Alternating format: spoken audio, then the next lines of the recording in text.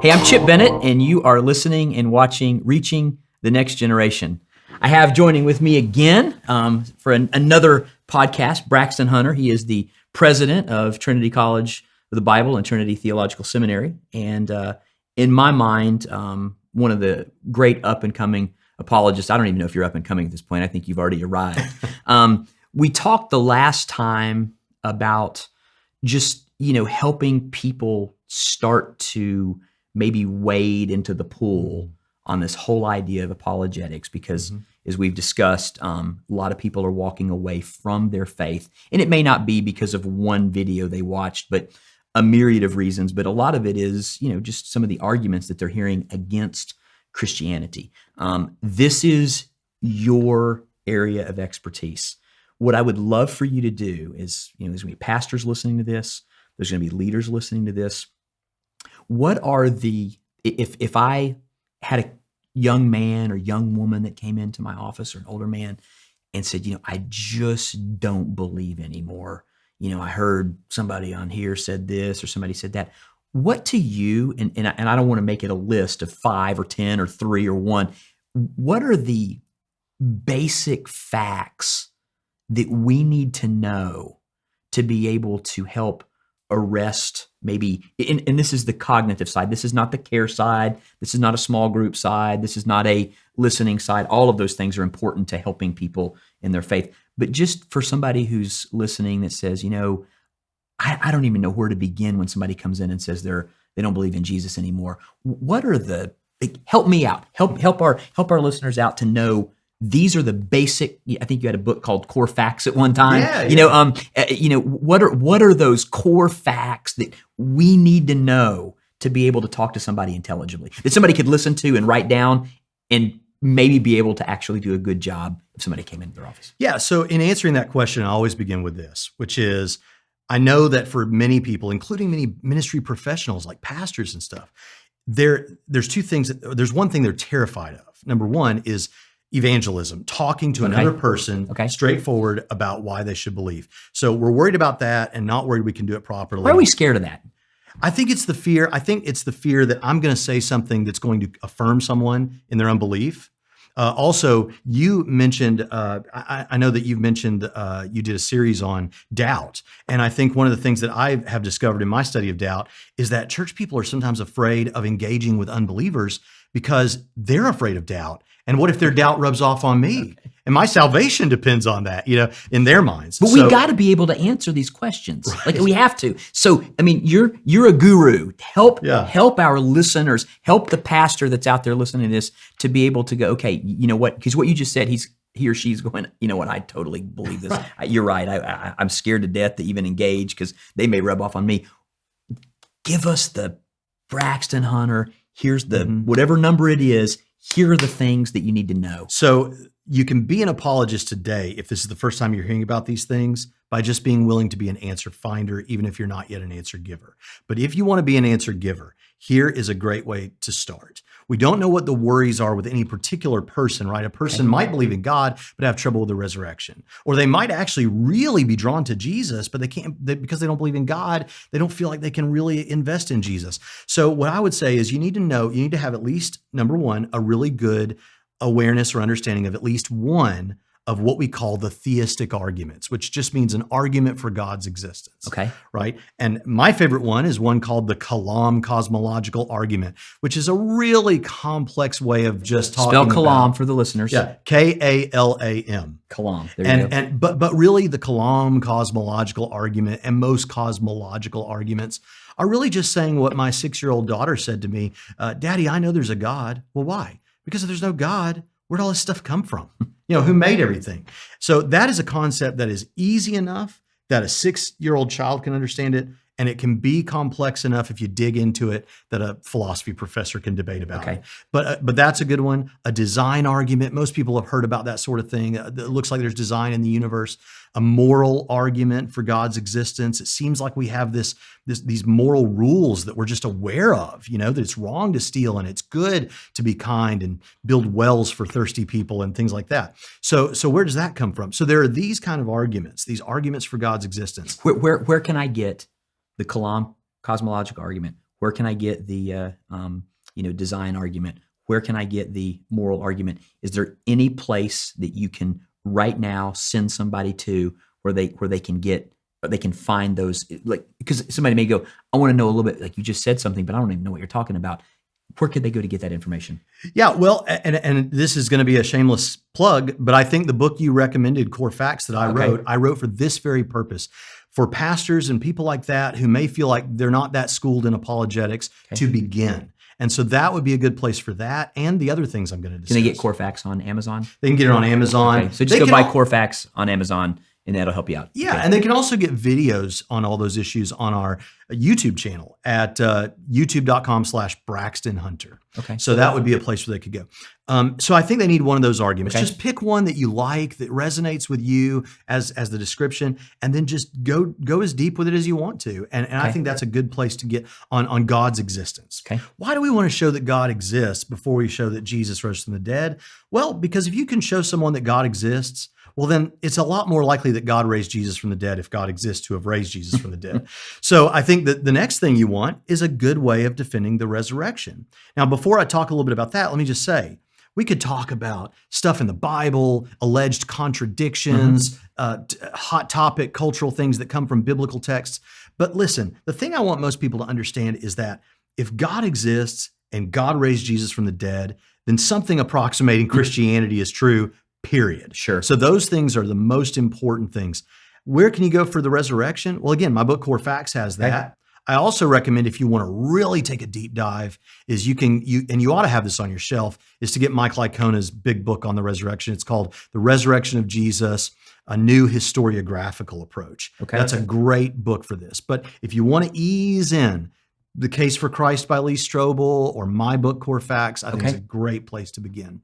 And you just want to take a few facts that universally teaching historians at accredited universities, all of them, like 100% of them, agree on, let's say, a few simple facts, like that Jesus thought of himself as God's special agent to bring about the kingdom, that he died by Roman crucifixion under Pontius Pilate, that individuals who were his followers had experiences that at least they interpreted as experiences of the risen Christ, and that many of his followers were at least willing to die for the claim.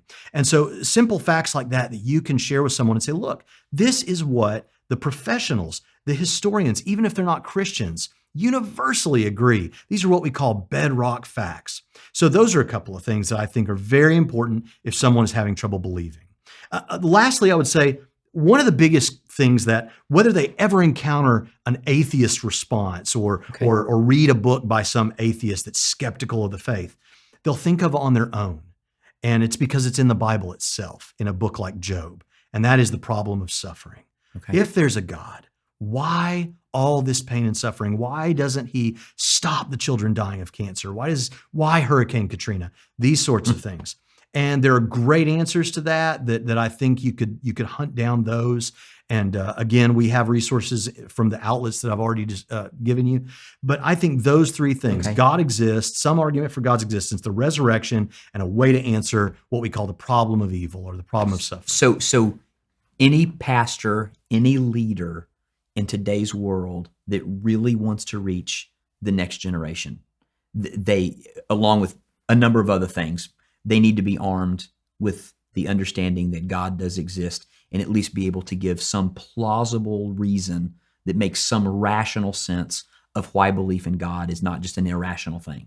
Is that correct? Yes, and if the person that you're talking with starts talking about some particular scriptural passage, those things are important. And as pastors who love the Bible, there's a tendency to want to jump right on that. Yep. But I think to control the conversation and to say, listen, I want to talk about those things with you, but first I want us to get a foundation. God exists. God raised Jesus from the dead. I think then we're in a place where we can talk about some of these other things. Another thing that I want to bring out for pastors specifically is Sean McDowell, son of the famous apologist Josh McDowell, and J. Warner Wallace, who was a cold case detective who became a Christian. Okay.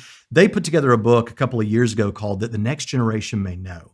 And one of the things that really stuck out to me then is that when pastors are in the pulpit giving statistical information or describing some news story, what's different about this generation is they are little truth seekers who are sitting in the pews or in the chairs, and they're searching what you're saying as you're saying it in real time. So we need to really make sure that what we're saying is the truth. If our brand is truth, we need to make sure that we guard that very selfishly. Okay, so if I can give an argument for God's existence, and I can give an argument for the resurrection, and again, I'm not saying that they're slam dunk proofs, but they're reasonable, plausible explanations, and I can adequately explain how there could be a good God even though there's suffering and gratuitous evil in the world. You're saying those three things definitely somebody needs to be armed with.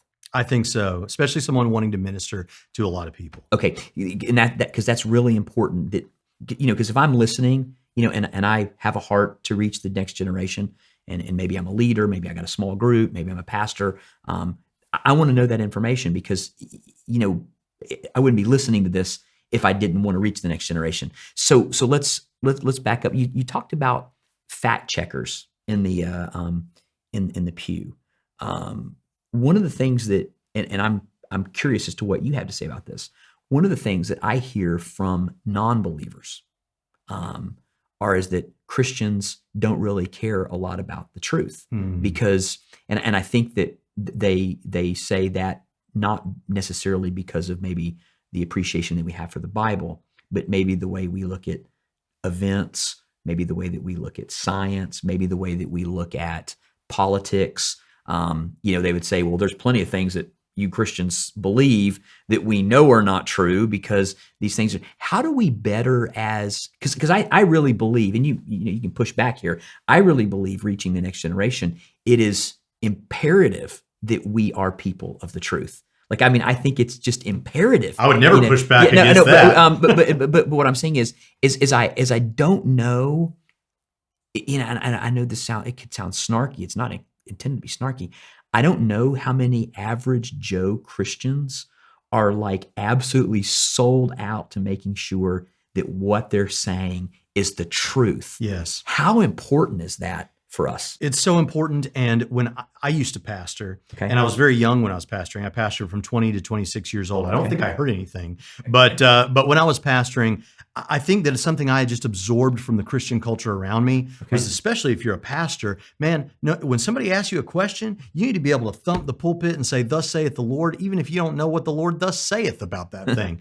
But I found the value in when somebody asks a question saying, "I don't know the answer to that question, but I'll tell you what, I'm going to go find the answer and come back, and then we'll continue this discussion." What that communicates to the person you're talking to is, number one, you validated their question. It's not a dumb question. You validated their question.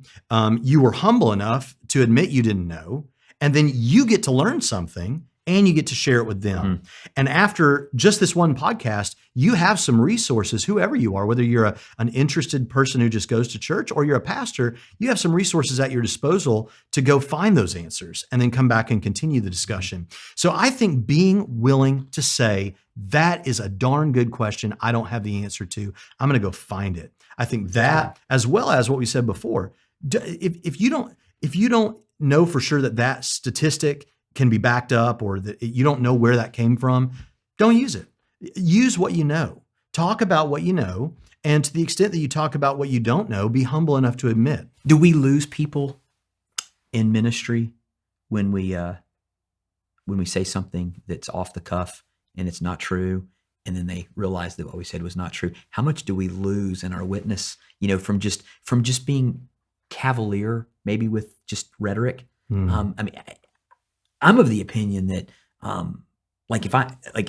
if whoever's listening to this, I want to shout from the rooftops that integrity and character matter. If we go through the Bible, there are passages that say that we should be able to give an answer for the hope that's within us. No question about it. But there's far more about the way that we live, the way that we act, the way that we treat other people. There's that old saying, a living Christ and a living person is a living sermon. There's that old saying that says, wherever you go, preach Christ, and if necessary, use words. And you can't preach the gospel without using words. But the point is that our lifestyle really matters. Okay. And I'm sure for you, because, when you do apologetics, it is that rational, intellectual, let me tell you where you're wrong on those particular things. But speak for a minute about just the need for, because I may get some flack on this, but it just seems like character and integrity right now in the church, we're utilitarian. If we just get what we want, we don't care about the character and integrity anymore. We just want the end result. Yeah. I think that's hurting us. Yeah, and of course there are examples in among Christian leaders right now, people who have fallen, and so we see that. I think that you used a cliche, I'll use a cliche, but they're both true. And here's my cliche that's true, and that is that they don't care how much you know till they know how much you care. Right? That's an old cliche, but for a good reason. People want to know that you care about them. They want to know that you're living a life that's consistent with what you're offering them. And one of the great dangers is you don't just hurt your witness. You hurt the witness of the church. Yeah. Because to that person, you represent Christianity. You say, well, yeah, but I'm just a fallen person. Right. We know that. We know we're all sinners. But the culture is coming at this with presuppositions that this person is supposed to be different.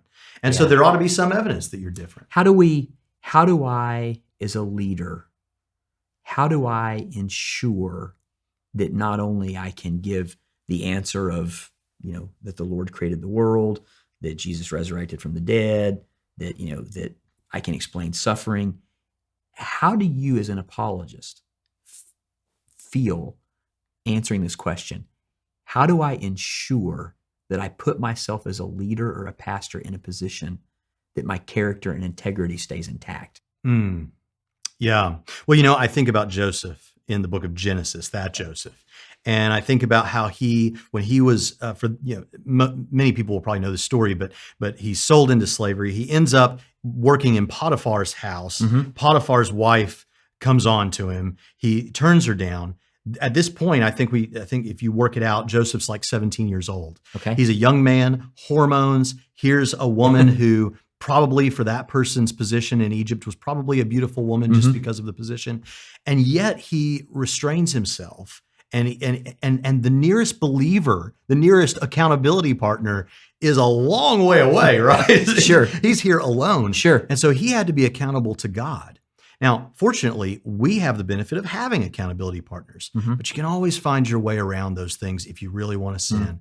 And so I think the most important thing for someone, and this is going to sound like such a simple answer, but is just to make sure that you spend time daily walking with the Lord yourself. And as a ministry professional, if that's who's listening, not thinking, well, my sermon prep was my time with the Lord. No, you've got to have time for you and to really be honest with God so that you can live like Joseph, so that when no one is there to hold you accountable, obviously we want to take advantage of all the resources that are coming out more and more to help you remain accountable as that person.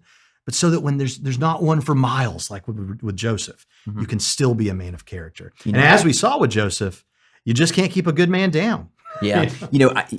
I guess where I'm going with that is that, trying to reach the next generation, as pastors fall, as we learn about leaders that have done wrong, it really does hurt the witness of the church. And I don't want to sound like legalistic because I'm not, but, I do believe that integrity and character element in reaching the next generation, because a lot of times you just think, well, if I've got the answers, not to pick on anybody, but we had a prominent apologist that, recently passed away.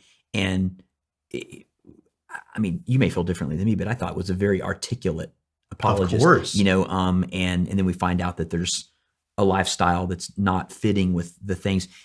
Those two things really mess up, stuff. And I'm always trying as a pastor to figure out how can I not only get people equipped to be able to share their faith, but I want to keep them equipped to stay in the faith and equipped to be, people of integrity and morality. So, well, it goes back to what you and I have discussed elsewhere, Chip, and that is that when someone makes a worldview decision, it's seldom because of just one thing like the evidence. And while in this discussion we're talking primarily about the evidence, you're absolutely right that there are other things at play in our lives as Christians, trying to live lives of holiness, and we'll all fail, but trying our hardest and not expecting to fail, but trying to live for the Lord is definitely an important part of at least a good apologetic. Do me a favor. Make me a promise that you will spend some time with me again, going through specifically explaining to listeners about the cosmological argument, about some core facts of Jesus' resurrection, and the moral argument. Will you do that? Let's do it. Because I think the listeners would like that even deeper dive into that information. So let's do that. Listen, hope you've enjoyed this podcast episode, and I hope that it has helped you to think about some things. And again, we just want to reach the next generation.